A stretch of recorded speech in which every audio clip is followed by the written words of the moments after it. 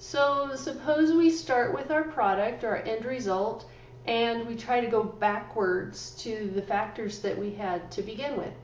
And if we had 6x plus 10 and we want to go backwards, we're thinking, what can I divide that 6 by? I know it's 2 times 3.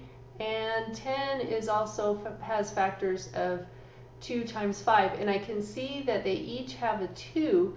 So I know I could pull a 2 out to the front. And so I'm looking for the biggest factor that 6 and 10 are both divisible by, and that's a 2. And that is the greatest common factor for that expression that we started with. And then I have to think of what is going to go inside the parentheses. There's a couple of ways you can do it. One way, you look at what's here and you think 2 times what is going to give me 6x. And the answer is, of course, 3x. Now, if that doesn't make a lot of sense to you, you can also think of it as 6x divided by that 2 that we wanted to put out front, and then reduce your fraction, and you have 3x, and that's what goes inside the parentheses for that first term.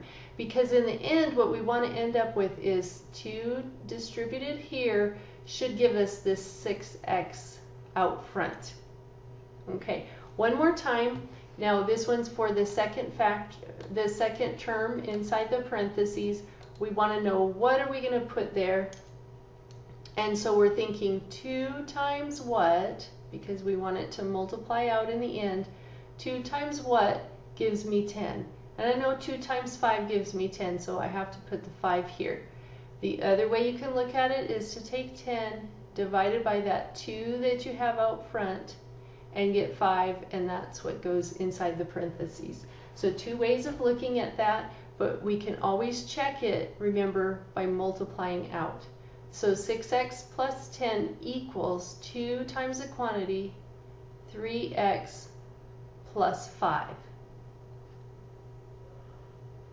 So my arrows are a little messed up here, but we're thinking 2 times something here should give me 6x, and then 2 times something here should give me 10. And so when we come up with our answers, we're thinking 2 times what is 6x, and the answer is 3x, and 2 times what is 10, and the answer there is 5. So there's the 3x, and there's the 5. Okay, so that's the reverse distributive property. We like to call it that. And we'll use that when we work with the greatest common factor.